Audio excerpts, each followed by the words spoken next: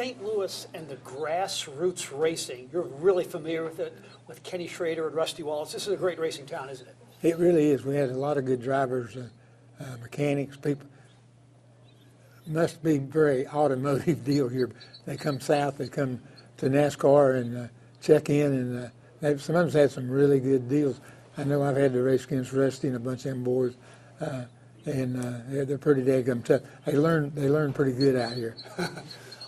How excited should we be in St. Louis? I mean, this is the first ever NASCAR Cup race for our town. No, really, it's kind of a section that's always been on NASCAR's radar as far as people coming to the races and stuff. But now we're going to come to them, and it's a long time coming. A lot of politics and a lot of moving around, to get it all to work. So, we've been here with the Truck Series and Infinity Series, but this is the first time the Cup's had a chance to come. How about the way your sport is just exploding? I mean, there was this great statistic over the weekend that the television ratings for the Daytona 500 blew away the NBA All-Star Game. That's pretty impressive.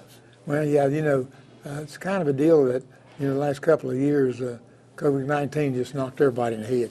And it really knocked us in the head because we couldn't have fans. And then all of a sudden they started letting a few fans in, and, we've been able to go with the rules and stuff and still run a whole season.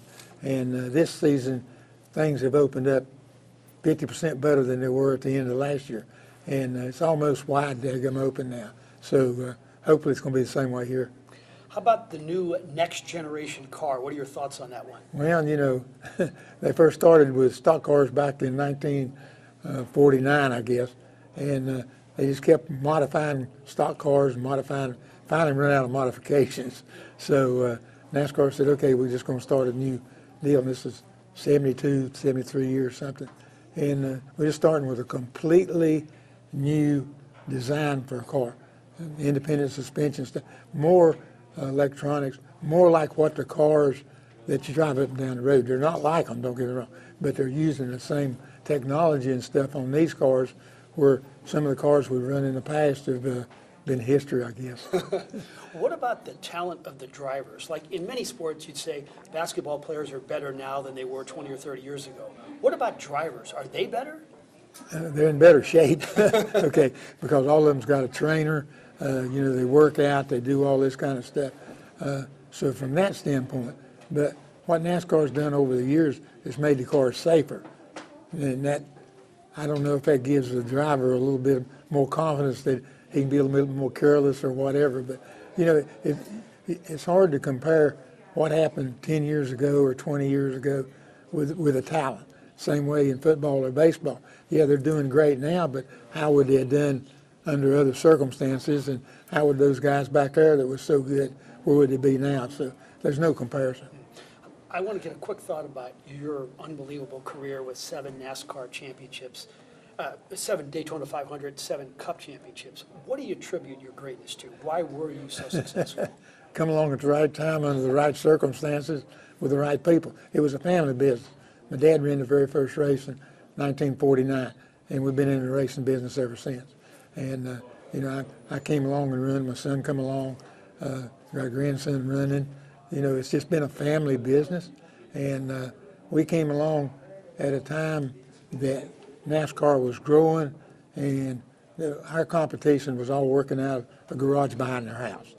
Okay, they didn't have all of the engineers and all that.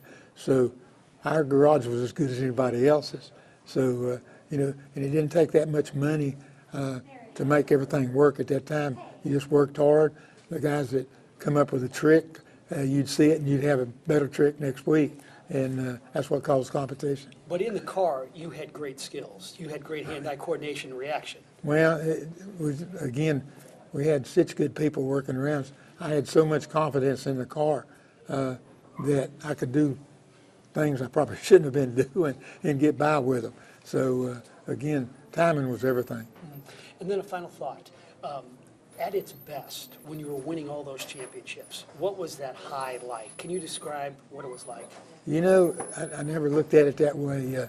If we won a race, if we go to Daytona at the beginning of the year and win the race, when we was headed home, me and my crew chief, Dale Inman, we'd be talking about, we got to go to Wilkesboro next week, or we got to go to Rockingham. Forget what's in the past. You done that.